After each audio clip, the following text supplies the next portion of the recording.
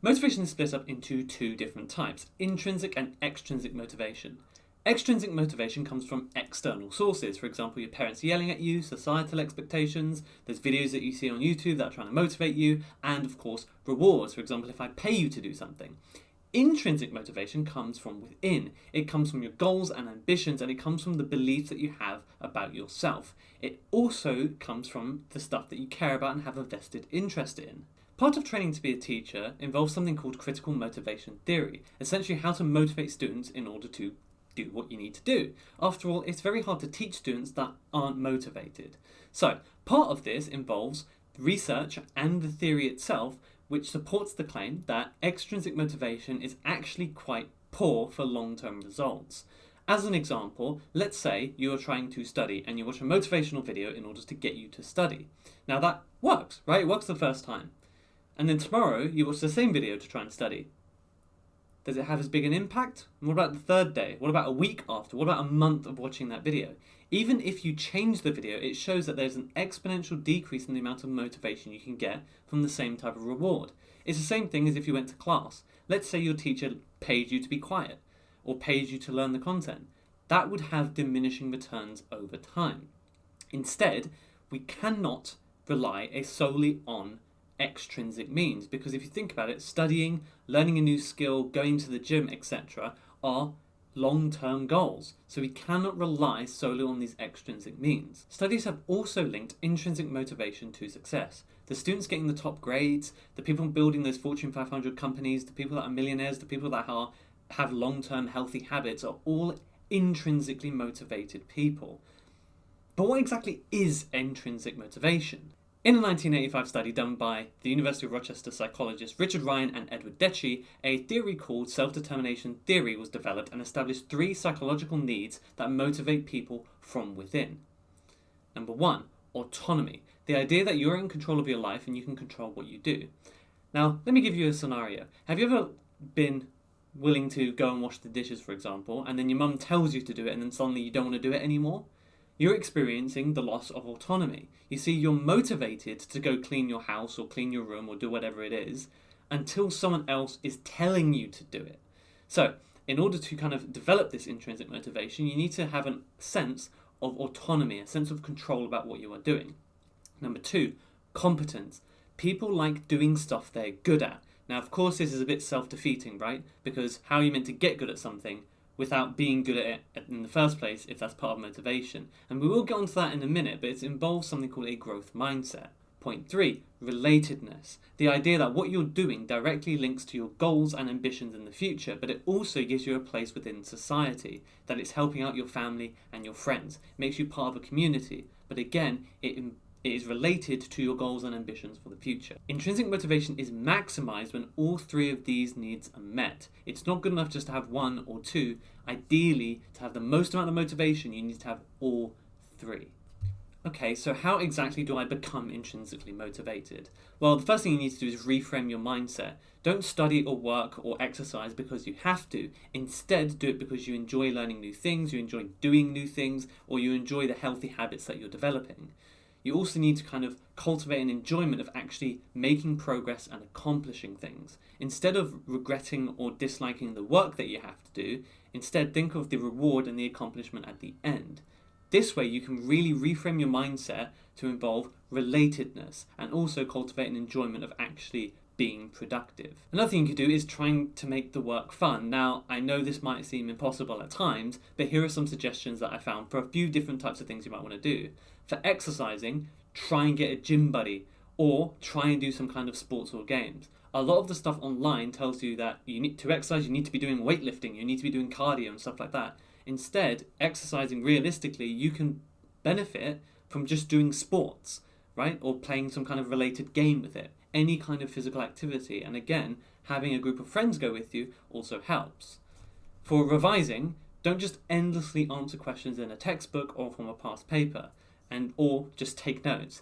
Instead, try and explain topics to different people, create a poster or video to make the work more engaging, and even explain it to other people.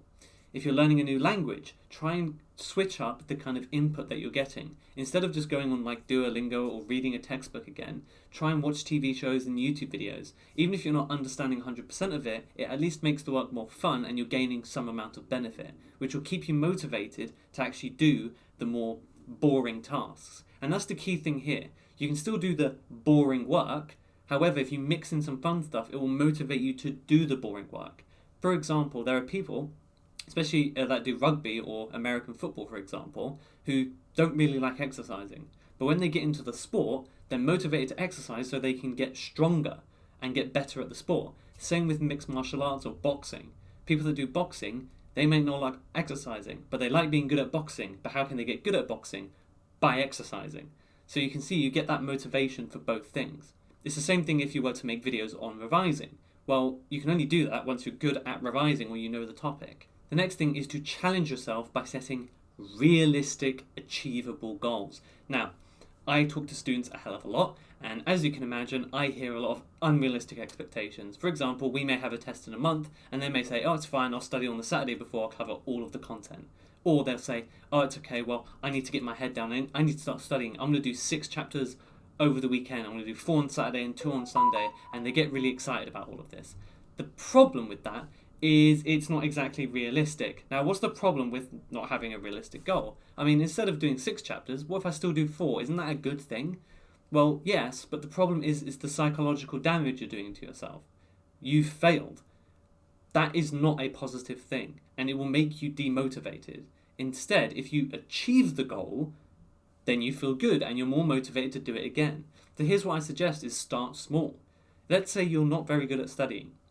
Well, maybe do 1 sub-chapter a day, or 1 sub-chapter a week, and then next week you do 2, or maybe you do a full chapter, and you build it up over time. That way you're still consistently challenging yourself whilst achieving goals.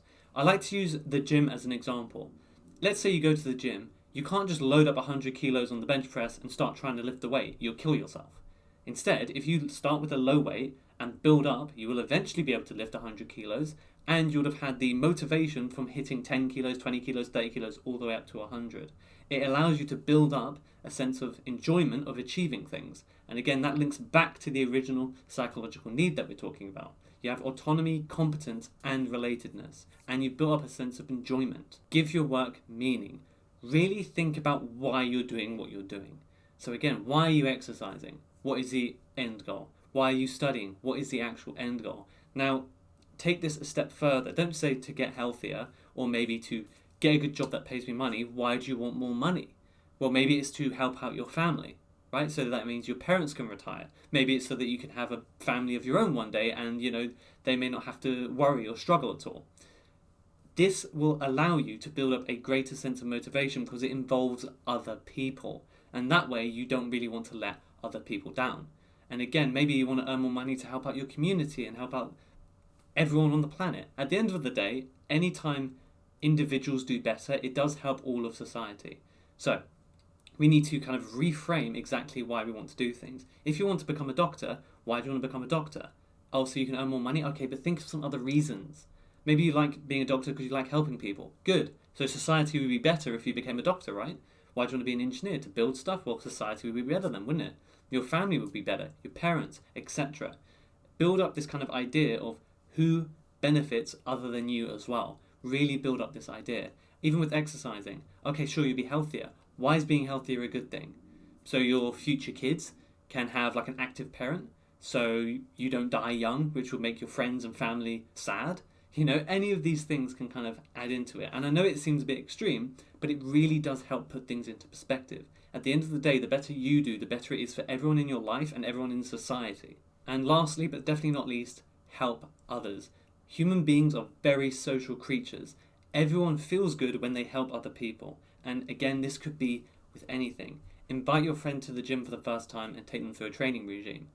Explain a topic to another person. Help them out with another question. That's a big reason why a big part of my Discord has a big help section for maths and also for all other subjects. It's because then all of you guys, including myself, can help each other, which means we all get more motivated because we can help each other, okay?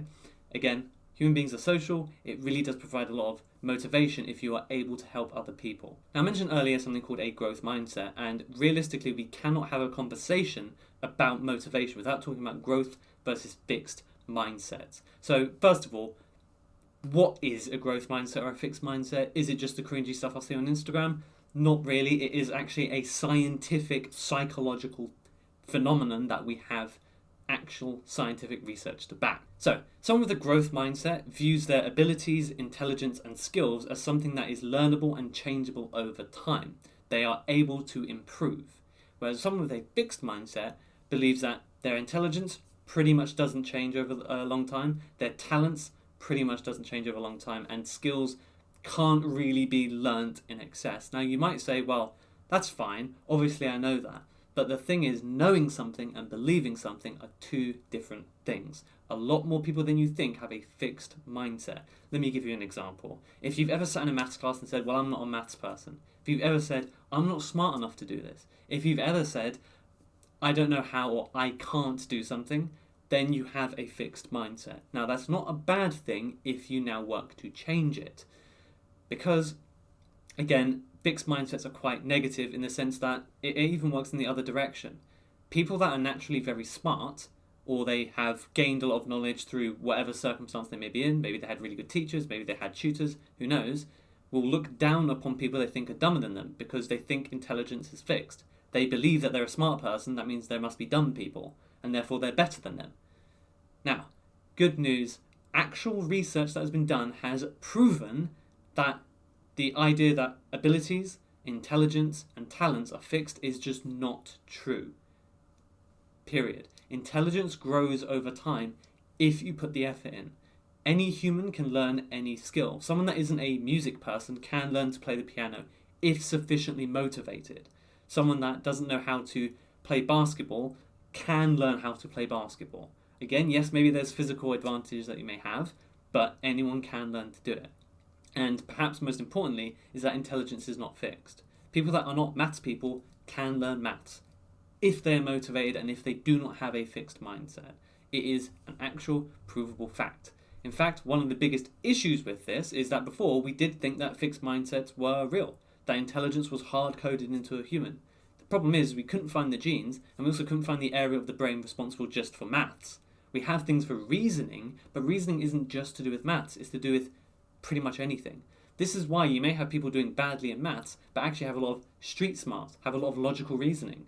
Maths is just logical reasoning, but they don't believe that they can do maths. And that was a big problem.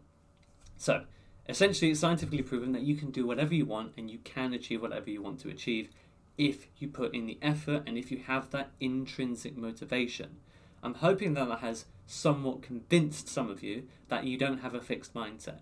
No matter what set you're in a subject, no matter what you think you can or can't do, you can literally do anything.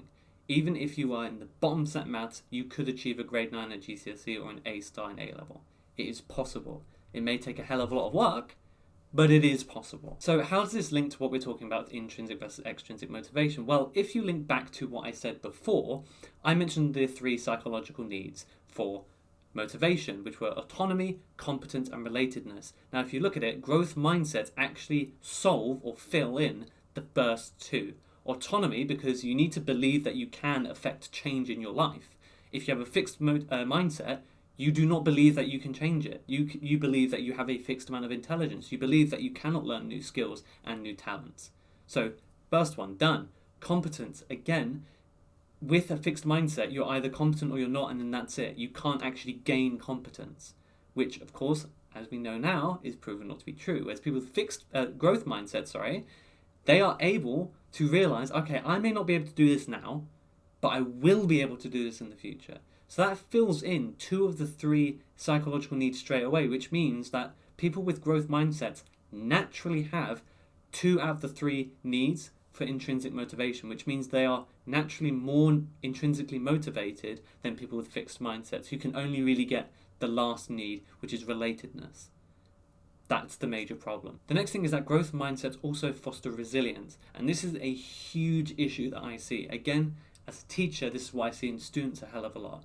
If they ever get a bad result in a test, if they miss the gym one day, if they got stuck on a problem, whatever the problem may be, it doesn't have to be a maths problem, it could be literally any problem in life, they get extremely demotivated and disheartened. This is because of a fixed mindset. Let's say, again, I'm a maths teacher, sorry, I'm going to use the example of a maths test. Let's say you fail a maths test. With a fixed mindset, you'd say, well, I'm just dumb. I can't do it. I'm not a maths person. With a growth mindset, you'll say, okay, I see this test. It's not good. However, if I studied more, I could have done better, right? If I studied these topics that I got wrong, I can do better. Which means they don't get as disheartened. They will still look at it and say, that's a bit annoying, that's not great. But they are more willing to then work harder. If anything, they actually work even harder. They get more motivated to study harder for the next test, which is a much better place to be. And yes, life is not all about tests, but the idea of what they represent is you are going to make mistakes, you are going to fail at some point in your life. It is a guarantee, it's a certainty. The only way to not fail in life is to not be of any use to anyone. So you will fail. The question is, how are you going to deal with that? Are you going to just say, well, this obviously isn't for me, I'm just going to give up? Or are you going to say, okay, if I work a bit harder, I can succeed at this? Whether it's a test, whether it's going to a gym, whether it's learning a language, whether it's learning an instrument, whether it's anything, what are you going to do about it? There is a huge push in schools in the UK to try and foster growth mindsets, because people with growth mindsets are more successful. The people that have made companies and made millions, the people that have got the best gym physiques and are the strongest people in the world, the people that have learned the most number of languages, these are all growth mindset people. It just is. If you ever read any of their biographies, you'll realise they don't let setbacks set them back, right? They don't stop, ever. And this is true for every successful person in history. So, in short, the way we can benefit society the most is to try and foster a growth mindset into young people, so that way they believe that they can do anything that they want to. They don't get stopped by knockbacks. Hopefully that kind of gives you an idea of how to actually, what motivation is and how you can actually foster it. Again, a lot of it is in here. I can give you study planners, I can give you motivational talks and stuff, but at the end of the day, it all comes from within. It's how you frame things. And hopefully this video has put you on the right path. If you are interested, you can obviously look up more stuff, but at the end of the day, just remember the research. Your intelligence, your abilities are not fixed ever. And take it from someone that's a lot older than you, probably. You will fail at some point. Just try again, and things will get better.